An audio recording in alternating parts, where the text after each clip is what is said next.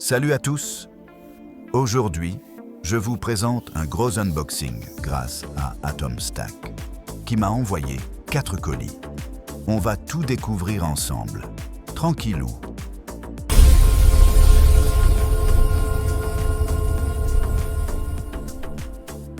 On commence par le nid d'abeille, un accessoire vraiment indispensable quand on a un graveur laser. Franchement, la qualité est top. Il est fourni avec des petits picots pour maintenir le bois bien en place pendant la gravure et aussi avec une plaque en aluminium à mettre en dessous pour éviter de brûler la table ou ce qu'il y a en dessous. C'est clairement un accessoire essentiel. Ça permet une bonne circulation des fumées, une meilleure évacuation et surtout d'éviter de brûler le bois par en dessous.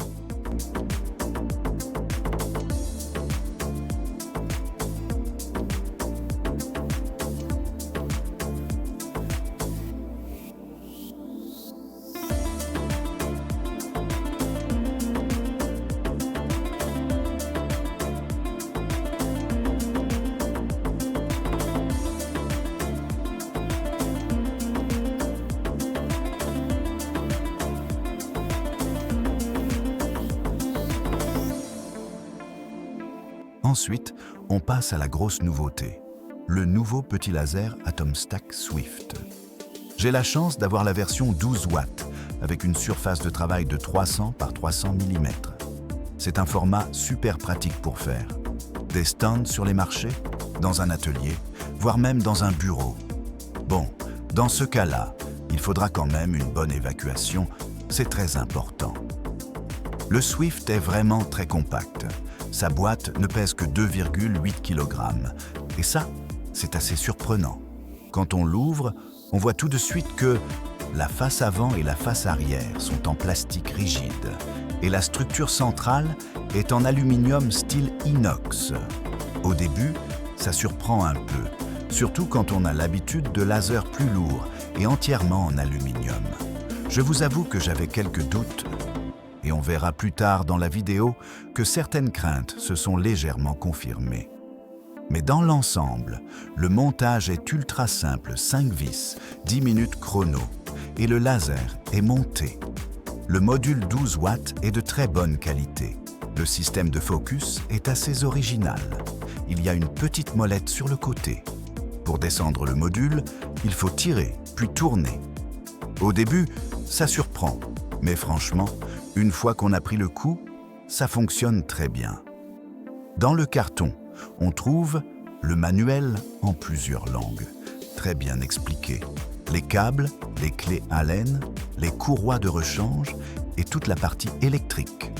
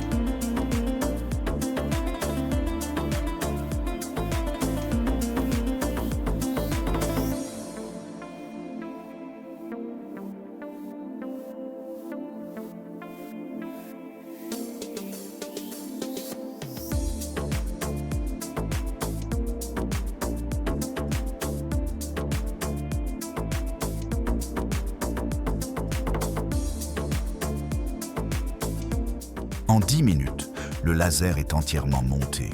Il ne reste plus qu'à brancher le module, les câbles, les contacteurs. Et voilà, il est prêt. Franchement, quand on le voit comme ça, on n'a qu'une seule envie, le tester. Ce sera justement le sujet des prochaines parties de la vidéo.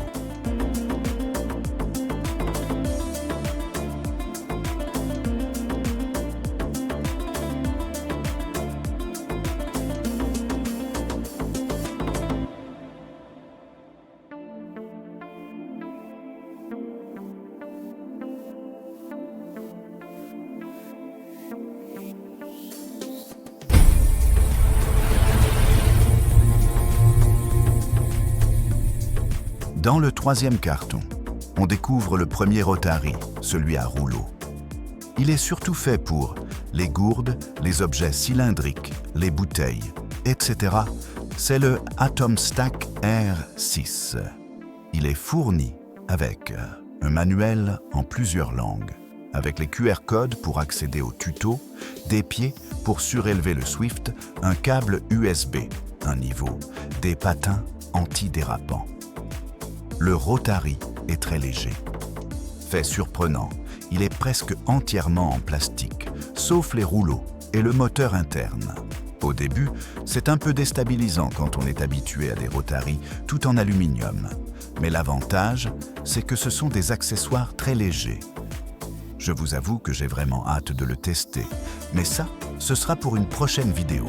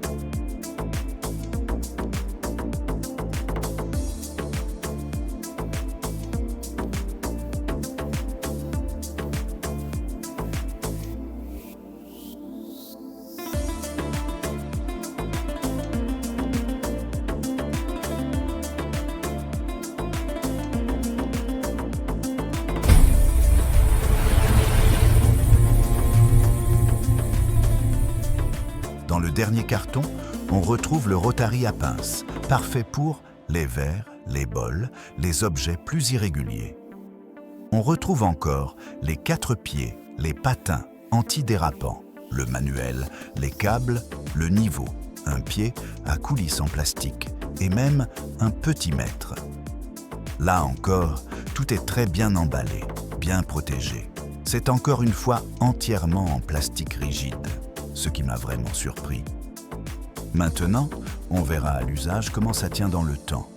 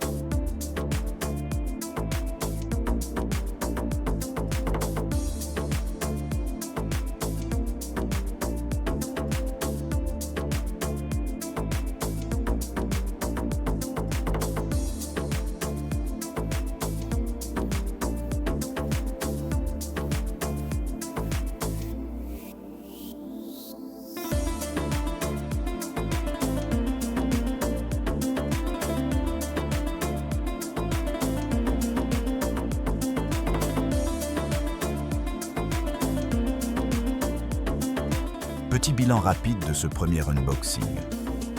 Globalement, le pack est très complet. C'est clairement un très bon ensemble pour débutants. Le prix reste raisonnable. Avec un laser 12 watts, on peut déjà faire énormément de choses. Le seul point qui m'a vraiment interpellé, c'est la présence massive du plastique. Donc la vraie question, c'est est-ce que ça va durer dans le temps? On va répondre à ça dans les tests et à l'usage.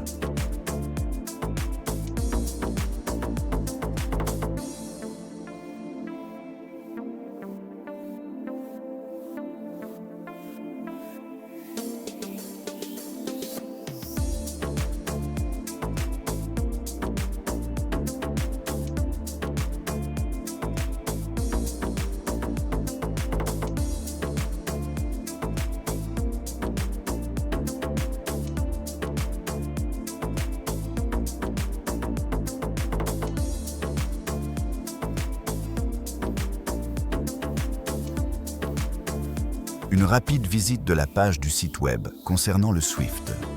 Une source de bons plans et de conseils sur les logiciels.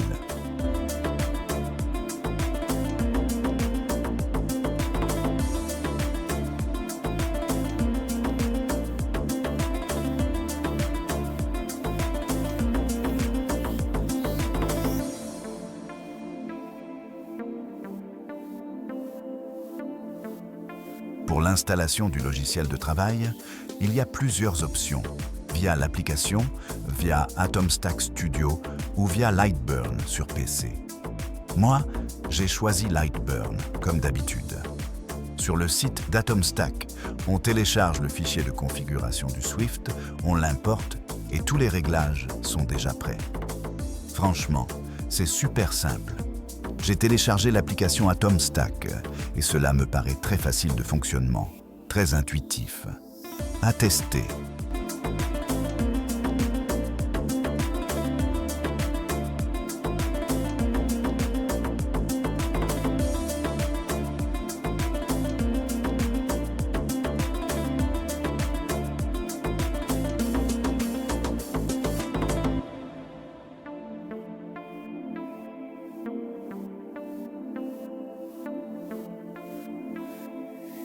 Je lance le premier cadrage. Et là, je vois un souci. L'axe X se décale légèrement.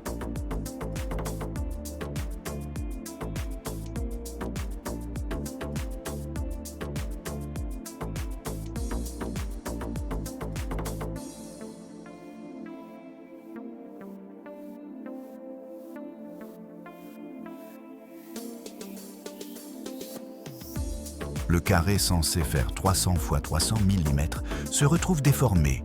D'un côté, j'ai bien 300, de l'autre, je tombe à 280. Donc, clairement, il y a un problème de rigidité dû à la vitesse ou de la tension des courroies.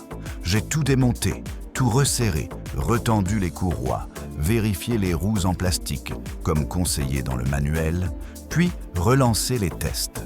Après réglage, ça bouge beaucoup moins. Je pense que le souci est en grande partie réglé.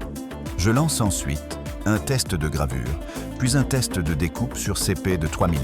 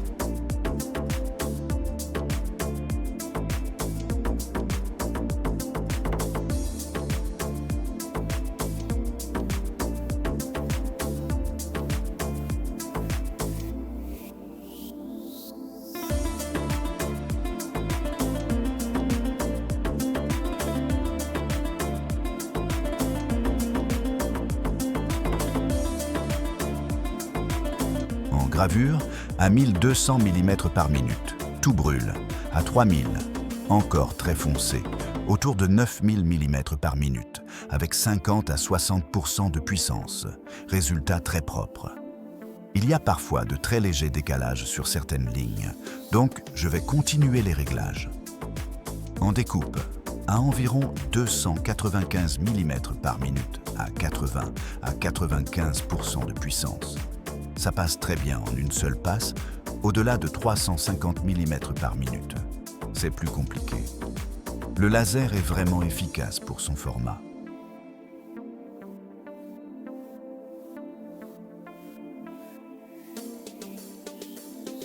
Ensuite, j'ai gravé et découpé une boîte en losange avec des découpes fines, un support de tableau et une terre horloge. Les résultats sont impeccables. Je suis ravi. J'ai utilisé les réglages suivants. Découper 170 vitesses et 70% de puissance. Gravure, 5000 mm par minute et 50% de puissance.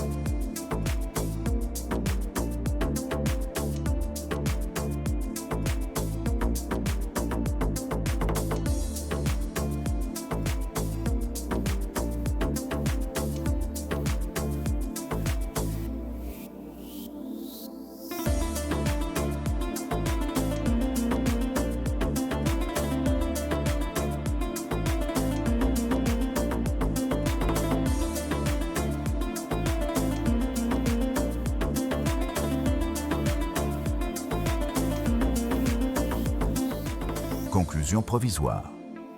Ce Swift est compact, puissant, simple à monter, très complet avec ses accessoires. Il reste à voir comment le plastique va vieillir dans le temps, mais les premiers résultats sont très prometteurs. Je vais continuer les tests, affiner les réglages, et je vous donnerai un vrai retour après plus d'utilisation.